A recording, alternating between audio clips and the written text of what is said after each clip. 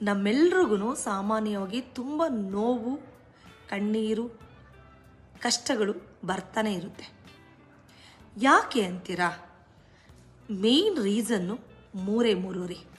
ಒಂದು, ನಾವು ತುಂಬ ಎಕ್ಸ್ಪೆಕ್ಟೇಷನ್ ಇಟ್ಕೊಂಡ್ಬಿಟ್ಟಿರ್ತೀವಿ ಯಾರ ಬಗ್ಗೆ ಆದ್ರೂ. ಇವೆನ್ ನೋಡಿ, ಬೆಳಿಗ್ಗೆ ಎದ್ದು ನಾವು ಪೂಜೆ ಮಾಡೋದು ಕೂಡ ಎಕ್ಸ್ಪೆಕ್ಟೇಷನ್ ಇಟ್ಕೊಂಡೆ. ಯಾಕೆ ಹೇಳಿ? ಭಗವಂತ ನಮ್ಮನ್ನು ಕಾಪಾಡಲಿ, ಇವತ್ತು ಯಾವುದೇ ಕಷ್ಟ ಬರದೇ ಇರಲಿ, ಯಾವುದೇ ವಿಘ್ನ ಆಗದೇ ಇರಲಿ ಅನ್ನೋ ನಿರೀಕ್ಷೆ ಭಗವಂತನಿಂದ ಪ್ರಾರಂಭ ಆಗಿರೋದು. ಸಕಲ ಜೀವಿಗಳಲ್ಲೂ ಕೂಡ ಒಂದು ಎಕ್ಸ್ಪೆಕ್ಟೇಷನ್, ಒಂದು ನಾಯಿ ಕೂಡ ಎಕ್ಸ್ಪೆಕ್ಟೇಷನ್ ಇಟ್ಕೊಂಡು ಸಾಕ್ತೀವಿ, ಯಾಕೆಂದರೆ ನಮ್ಮ ಮನೆಯನ್ನು ಕಾಯುತ್ತೆ ಅಂತ. ಇನ್ನು ಸೆಕೆಂಡ್ ಥಿಂಗ್ ಏನು ಗೊತ್ತಾ? ಇಷ್ಟೊಂದು ಎಕ್ಸ್ಪೆಕ್ಟೇಷನ್ ಇಟ್ಕೊಂಡು ನಾನು ಪೂಜೆ ಮಾಡ್ತೀಯಲ್ಲ, ಸೊ ನಾನು ನಿನಗೆ ಪರೀಕ್ಷೆ ಕೊಡೋದು ಬೇಡವಾ? ನಿನ್ನ ಪ್ರೀತಿ ನಿಜವಾದ್ದು ಅಥವಾ ಫೇಕೋ ಅಂತೇಳಿ ಭಗವಂತ ಕೂಡ ನಮ್ಮ ಜೀವನದಲ್ಲಿ ಆಟ ಆಡೋದಕ್ಕೆ ಪ್ರಾರಂಭ ಮಾಡಿಬಿಡ್ತಾನೆ. ಹಾಗಾಗಿ ನಮ್ಮನ್ನು ಪರೀಕ್ಷೆ ಮಾಡೋದಕ್ಕೆ ಆಗಾಗ ಪರೀಕ್ಷೆಗಳನ್ನು, ಟೆಸ್ಟ್ಗಳನ್ನು ಕೊಡ್ತಾ ಇರ್ತಾನೆ. ಅದರಲ್ಲಿ ನಮ್ಮನ್ನು ಬೀಳಿಸಿ ಬೆಂದು ಪಕ್ವವನ್ನಾಗಿ ಮಾಡೋದಕ್ಕೆ ಟ್ರೈ ಮಾಡ್ತಾ ಇರ್ತಾನೆ. ಬಟ್ ಆ ಬೇಗೇನ ನಾವು ತಡ್ಕೊಳ್ಳೋ ಶಕ್ತಿ ನಮಗಿಲ್ಲ ಅಂದರೆ ಅಲ್ಲೂ ಕೂಡ ನೋವು. ಪರಿಪಕ್ವತೆ ಆಗಿ ಚಿನ್ನ ಆಗ್ಬೋದು ನಾವು, ಬಟ್ ಆ ಬೇಯೋ ನೋವಿದೆಯಲ್ಲ, ಅದು ಕೂಡ ಒಂದು ರೀತಿಯ ನೋವು, ಕಷ್ಟ.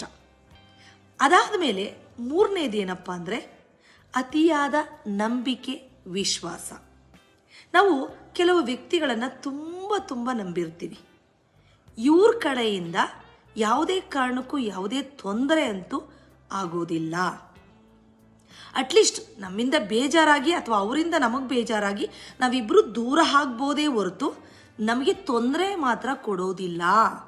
ಇವರು ತುಂಬ ಸೇಫ್ಟಿ ಮನುಷ್ಯರು ಅಂತ ಹೇಳ್ಬಿಟ್ಟು ತುಂಬ ನಂಬಿಕೆಯನ್ನು ಇಟ್ಟುಕೊಂಡು ಅವರ ಜೊತೆ ವ್ಯವಹಾರ ಆಗಿರ್ಬೋದು, ಸಂಬಂಧ ಆಗಿರ್ಬೋದು, ಪ್ರೀತಿ ಆಗಿರ್ಬೋದು, ಸ್ನೇಹವನ್ನಾಗಿರ್ಬೋದು ಮಾಡಿರ್ತೀವಿ.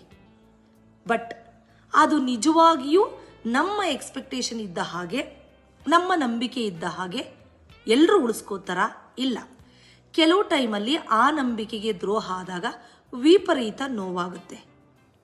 ಈ ಮೂರು ವಿಷಯಗಳು ಯಾವಾಗಲೂ ಮನುಷ್ಯನನ್ನು ಪದೇ ಕಾಡ್ತಾ ಇರುತ್ತೆ. ಹಾಗಾಗಿ ನಾವು ಎಲ್ಲಿ ಎಡುತ್ತಾ ಇದ್ದೀವಿ ಅಂದರೆ ನಮ್ಮ ಎಕ್ಸ್ಪೆಕ್ಟೇಷನ್ನು ಕಡಿಮೆ ಇರಲಿ. ಭಗವಂತನಿಗೆ ಪೂಜೆ ಮಾಡೋದು ಒಂದು ರೀತಿಯ ಸ್ವಾರ್ಥ ಆಗೋದು ಬೇಡ, ನಮ್ಮ ಮನಸ್ಸಿನ ನೆಮ್ಮದಿಯಾಗಿರಲಿ.